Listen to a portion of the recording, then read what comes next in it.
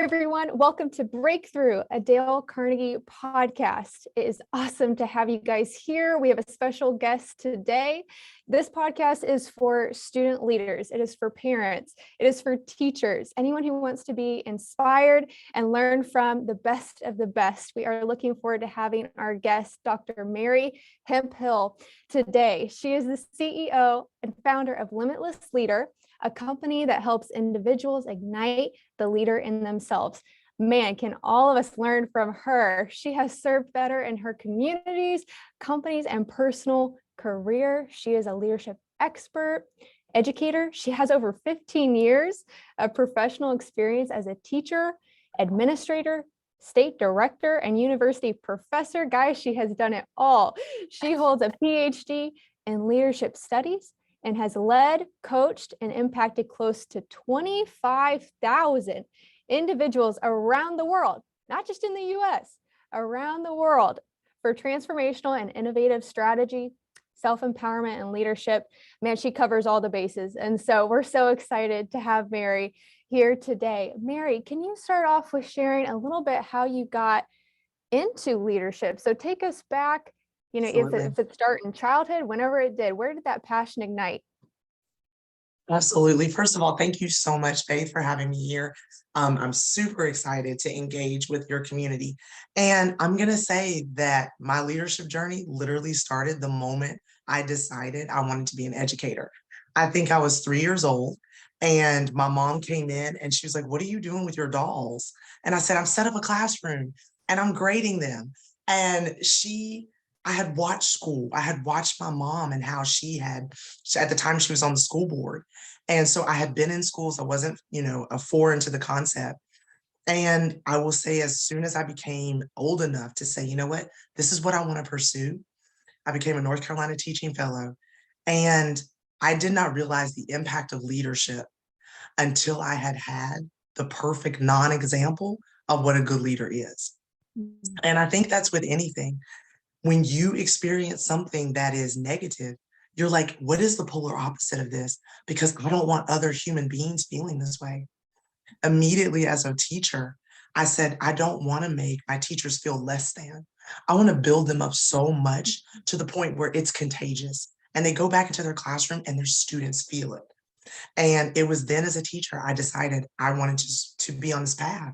And so that from there, I became a teacher, assistant principal, and then eventually state director. And I'll tell you, going from a classroom in Hickory, North Carolina, to being over 1.6 million children in North Carolina, my path confirmed my purpose. And every struggle I had, I didn't realize it then, it was getting me ready to coach somebody else out of being limited. Every issue I had with a parent or community member or another leader, it was literally getting me ready to help people come out of their shell and to help people find their purpose. So I'll say that my journey to leadership, it started because of the limits that were put on me. And I had to figure out how to break out of them to be able to help other people. And until I was able to do that and articulate it, I wasn't grateful for it in the moment, so grateful for it now. But I say to everybody, your life has the breadcrumbs. The breadcrumbs tell your story. And even if you feel like you're going through it and you don't want to, go through. Because on the other side of that, you could find your business, your product, your service, and only you can do it. Only you can do it. Man, I've like goosebumps already. I'm like in this. You have got me all fired up. And Mary, that is why we got you here. So first of all, yes, and there's so much value that we can get out of and learn from, just as much the good examples of leadership as the bad examples, what I want to emulate, what I don't want to emulate. And, as you were kind of moving forward in your career and taking those next steps, right, up to being, the one overseeing this, 1.6 million students across, North Carolina. What was kind of that feeling for you? How did, as your responsibility was growing, was there ever a time where you felt like, oh, I'm not ready for this? Or were you, hey, I'm ready to jump in? What was that journey like for you? Absolutely. I'm so glad you asked this question because I think a lot of times I coach leaders and they say, I'm not ready. I know I applied and then I didn't think I was going to get it. So I don't think I'm ready. Not only have I stepped in places where I felt imposter syndrome, But I also had people punctuate that thought for me by saying, "Are you sure you're the principal? You look really young." Or going into meetings and people saying, this is the meeting for the executive directors, the interns are down the hall. So not only was I walking in like, don't know if I'm supposed to be here, but then people were punctuating it for me. But it was that experience of, I'm supposed to be here. Not only am I supposed to be here, but my life experience has brought me here. Every application I've filled out, every interview that I've gone to, every conversation I've had that has led to a job, I was talking about my story. And that's what I tell people all the time. You can never take your story away from somebody. Mm. You may not have 30 years, but you may have had a 30-minute experience that changed who you were. Your life qualifies you to be at the table.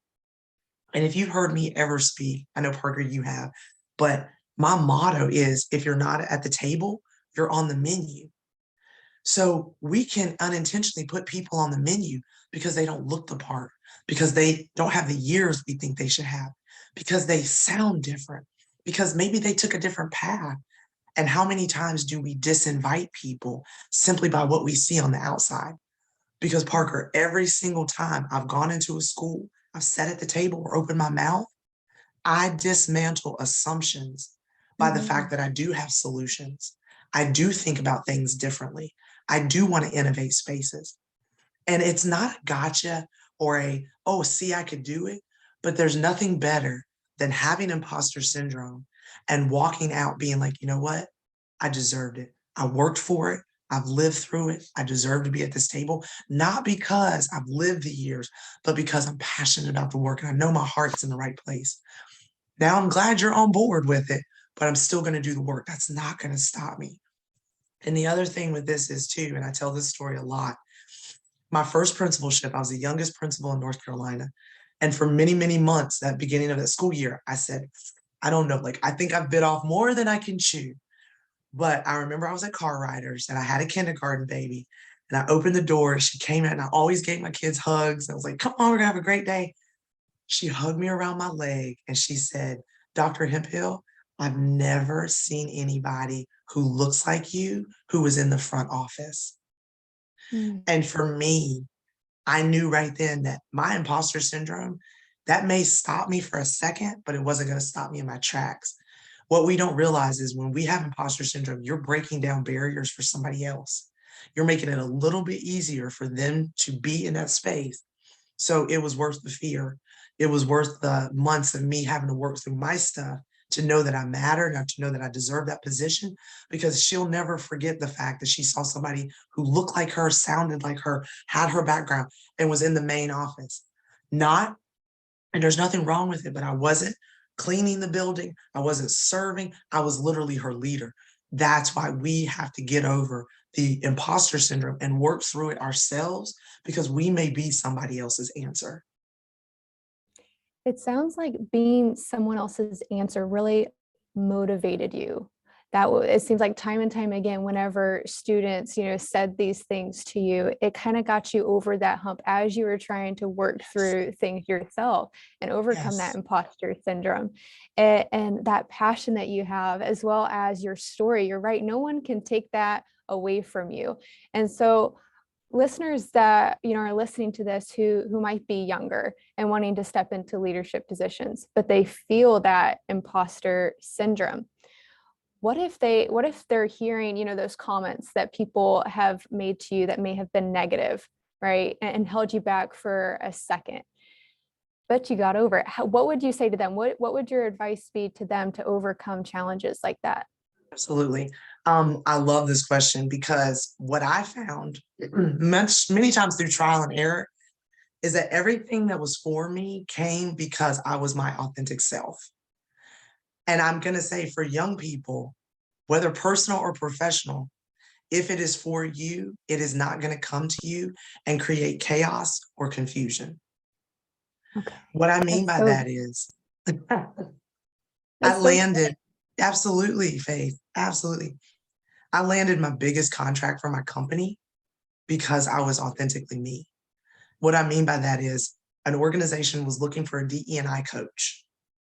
And I was just breaking into D&I. I just started my business. It was around 2020. That was a fun year, real fun. And I didn't realize it at the time, but the organization had 17 individuals they interviewed as their primary D&I consultant. I beat out 5, and then it was down to 2. And then the final interview was with the president, and I ended up getting the contract. But before we started, she and her HR director got online and they said, Dr. Hemphill, there are established DE&I organizations that pitched to us, and we did not want them. We wanted you because you're you. We wanted you because of the fact that you come to this work passionately. We come to this work as who you are, everything from your natural hair to your Southern accent. You have the educator background, so you understand people, but you also are a millennial, so you kind of get the flow and the transition. And they say, and also, you personalized your response to every question. The other organizations, they did a pitch that sounds good. They talked about their numbers. They said, but you were clear about the fact that you're just starting out.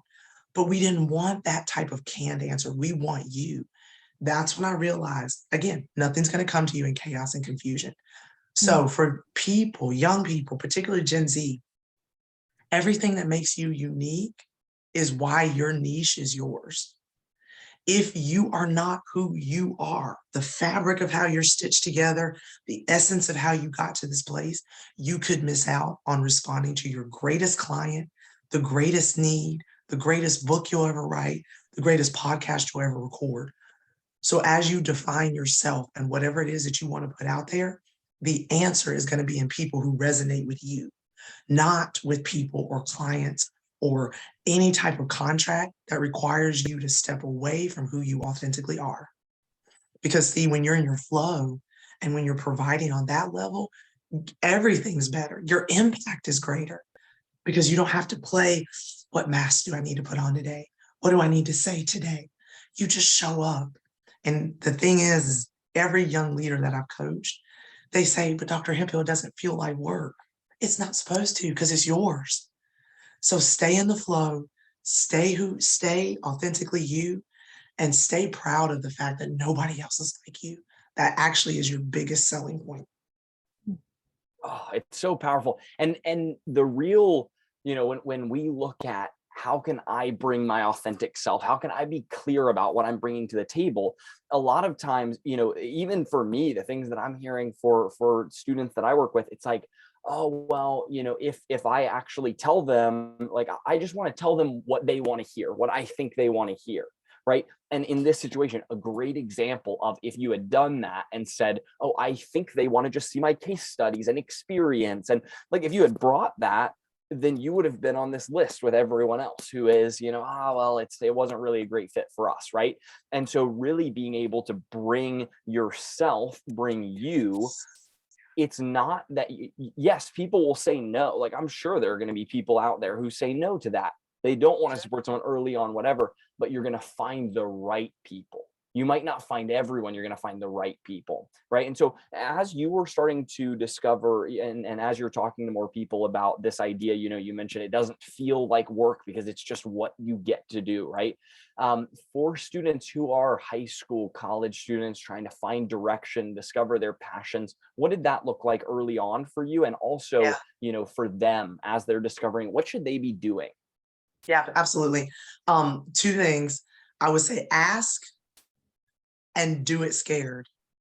What I mean by that is a lot of times, and again, I'm in education, so I see this, but we want to provide the opportunities for students, but we don't know, especially if we haven't spent any type of time investing in a relationship, we don't know what makes you tick. For instance, I was huge on language. I took all the Spanish classes I could take up to my junior year. So then senior year, I asked my principal, and it was crazy because nobody had ever done it.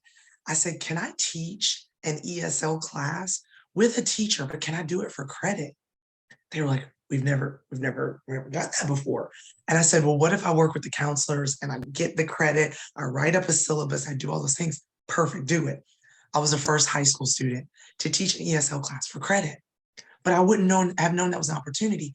But I got to do 2 things. I got to teach, which confirmed that I loved it. And I got to be able to do something to give back. So there are educators out there. So if you're in school and there's something that's not being presented, there's not a club, there's not a class, ask. Maybe you can partner with the local community college or a four-year university and be that high school bridge. And if that's not for you, say to your principal or a counselor or teacher, listen, I'm really interested in STEM. Can we bring some other speakers in? Not that, I want to make sure that there's community access. So ask. Here's the thing. The worst thing anybody can ever tell you is no. Then you're literally in no better or worse situation than you are right now. And the other thing is you're gonna have to do it scared.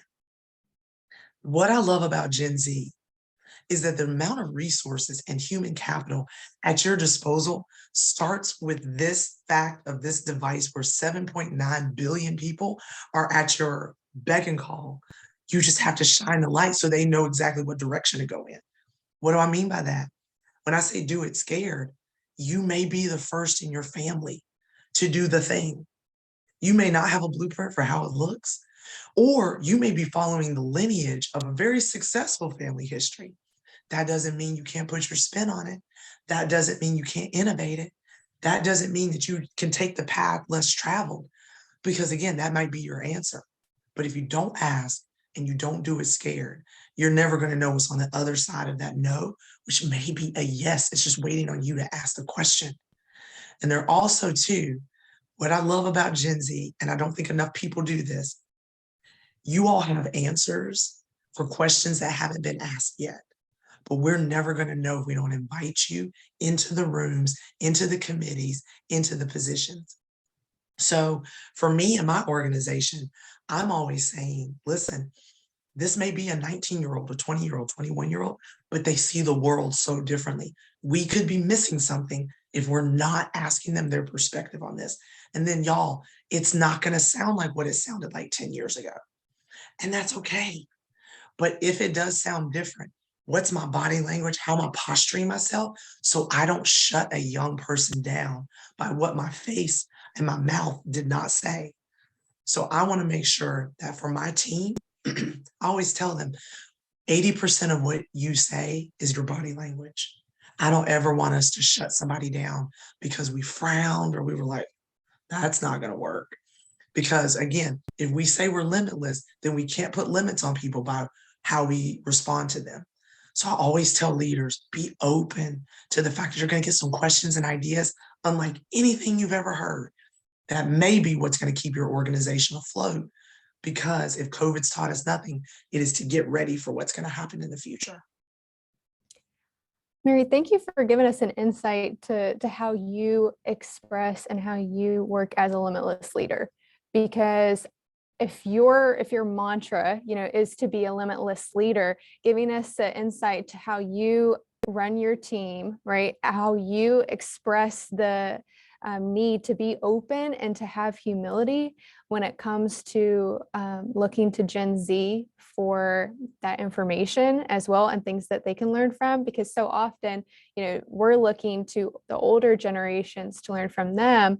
And then the older generations don't realize that they can as well learn from the younger. And so I just think what you said there was huge, and how you're modeling that and expressing that to other teachers and educators, right? To parents to do that as well. What's another piece of advice you would say to kind of tag along with that humility, open body language towards Gen Z? Questioning. And I just had this conversation. If you ask the right questions, you're going to get the right answers. So I always say, particularly for Gen Z, stay away from what and who questions, because that's very short-lived. If I say who and you're like, okay, well, it was Faith. You answer my question, but you're not telling what's Faith's skill set. What does she love? What is she involved in? What is she doing? Leaders who want to engage all generations ask how and why questions. Because I can say, and I just did this, I just worked with the town, and they said, we are having a lot of trouble getting lifeguards to apply because there's nothing really big. It's a little town, beautiful, right by the ocean, but we just don't know how to get the young people here. The whole board, okay, 50 and up, the whole board, 50 and up, So one of their individuals, who's the public information officer, she said, now we could do like a TikTok ad. The board was like, oh, TikTok. Why would we want to do TikTok, right? She said, let me try it. Let me just run one ad for 2 weeks. Just give me 10 days. They said, okay, but if it doesn't work, we're taking it down because we don't want our town out there like that. Faith, Parker, they had over 100 applicants for lifeguards. They were able to fill all of their rotating slots. And by virtue of the TikTok, the town went viral. They had people going to their website. The hits on the website went up. Economically, it was drawing more people's eyes. So now, needless to say, they have an official TikTok page. But if the leveraging of that commissioner's board had said, absolutely not, we're staying away from TikTok, social media, nothing, they would have had the same problem and no solutions. But instead of saying, okay, what are we going to do? The answer was TikTok. How are we going to do it? She was able to open up and say, there's this, we can do this ad, we can run here, we'll do comments, we'll do an incentive. That how and why question was able to pole vault her. It shows now another skill set. She actually was given funds to hire a social media intern for half the summer, which again, brought in interest, brought in all those things. So if you ask the right questions, you will get the right answers, but don't pigeonhole Gen Z to these one-word answers. Let them tell you how and why, and let them help you make sense of it so that you can fit new ways into a traditional model. Yeah. Well, and we see that. So I mean, now I'm in the whole marketing world and all of this, and even, companies are saying, okay, well, now there's something unique here. There's all of these different innovations that are happening. And Mary, something that you and I have chatted about in the past, but I've always been passionate about is, there is a certain energy and nuance and technology and innovation that Gen Z is bringing to the workforce. And when we can pair that desire for impact and those ideas and that willingness to try new things with financial influence and decision-making influence, and we can partner those two things, we look at this cross-generational opportunity to really have a significant impact in the world. And it isn't just Gen Z by themselves. It isn't just, other generations that are, further along in their career journey by themselves, right? It is this partnership, this pairing, and that's something I'm incredibly passionate about. And I'm curious to get your feedback. Like, one of the things that I hear from students, often from our generation, is, well, other generations, they're closed-minded or they're whatever, there are those that have that feeling of, oh, I've been rejected in the past. I don't even know if it's worth going back and having that conversation over and over again. What's your take on how we, as the next generation, can bring those ideas and energy, but in a way that is influential? How can we approach that conversation more effectively to someone who may be able to take that idea and put financial backing or the influential backing behind it? Absolutely. This is about establishing foundation, and it's also about establishing expertise. So when I coach individuals who are looking to find their voice, particularly if they're new, I use piggybacking. So what I mean is Parker and Faith are in a meeting about entrepreneurship. And they're in a meeting with a 30-year-old vet who started his company, proven track record of success, bottom line is increasing, everything.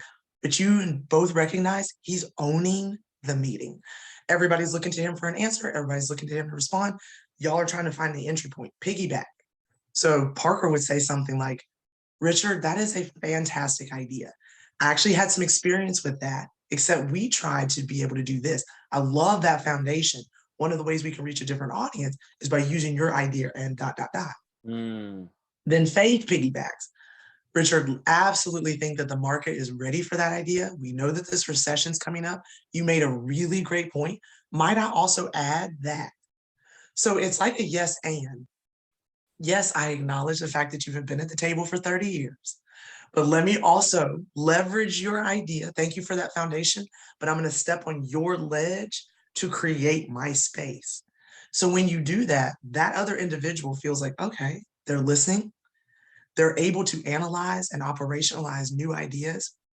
with maybe old resources, but it doesn't negate the fact that that individual has that expertise. I think a lot of times we get in, it's competition. I want to talk more. I have better ideas. This is about teamwork. And I think Gen Z is positioned beautifully to understand, okay, let me look ahead and see what has worked, what hasn't worked. But let me also recognize the fact that I have technology.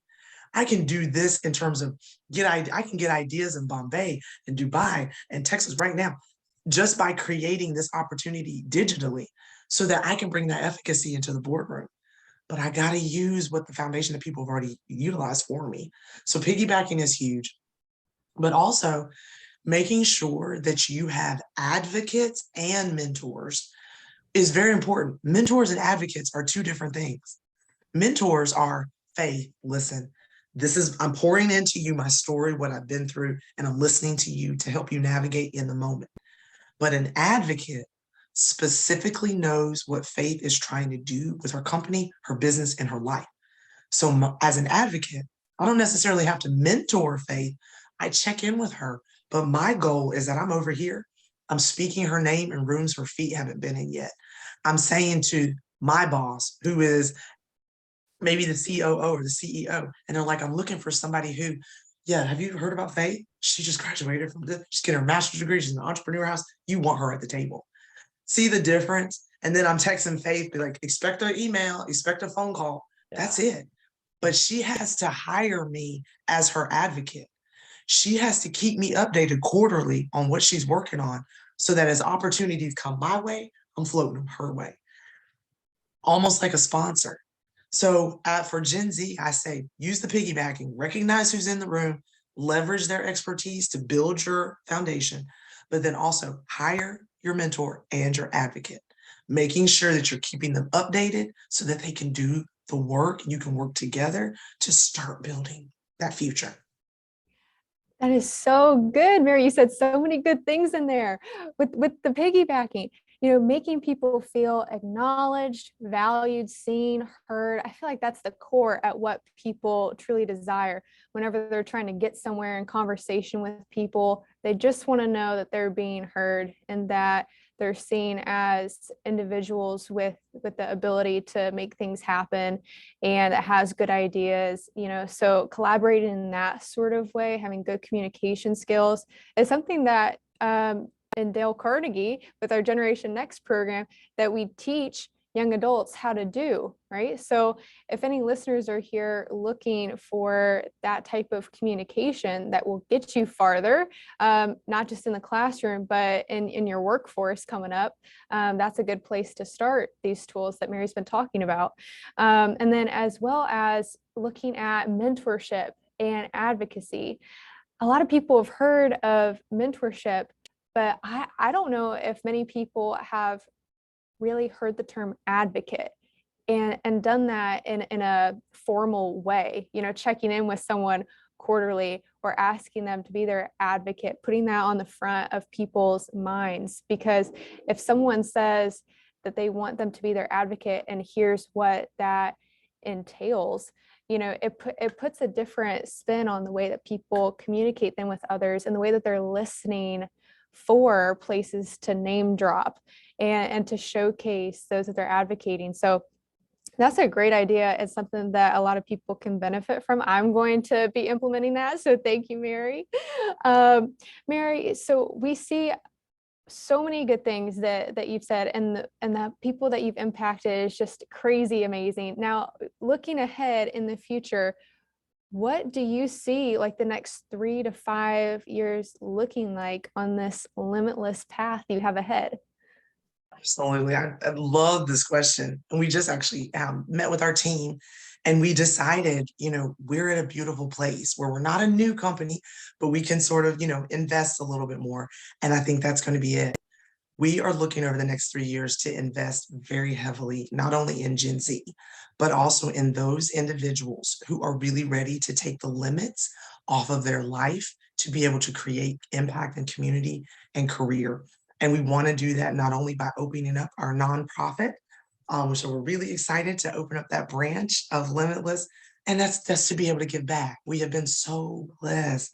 And yes, we are grateful for our programming and curricula, We just released a new planner, affirmation planner, to help leaders speak life to their life.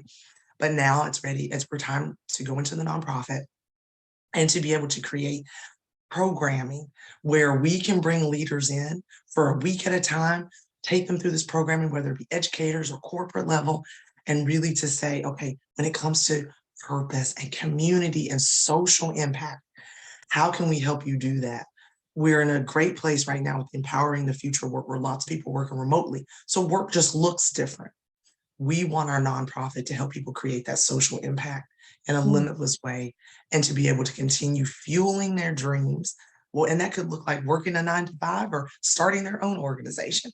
But over the next 3 years, we hope to open that up and really be able to give back free leadership programming to amazing limitless leaders to go out into the world and change it. Incredible. I am so excited for this and to see you over these next few years and how that takes off. If people want to follow your journey and see what you're up to coming up, where should they follow you on social media? Absolutely. On Instagram and LinkedIn, it's Dr. Mary Hemphill, the Limitless Lady. You can also go to our website, www.bealimitlessleader.com. And there you'll find all of our books. We even have a mental health course with a coupon code there. So hit us up on our website, Instagram, or LinkedIn for all that information. Perfect. Thank you so much, Dr. Mary Hemphill, for joining us today. It was a fabulous episode. For those of you that also want to follow Dale Carnegie East North Carolina, NC, Dale Carnegie East NC on Instagram. There we go. Right on. You can follow us there. And for anyone that is listening that hasn't subscribed, click the subscribe button so you get a notification for every time a new podcast episode comes out. Thank you, Parker, again for being our guest co-host for another episode. And we can't wait to see you guys again on the next episode. Thanks for listening.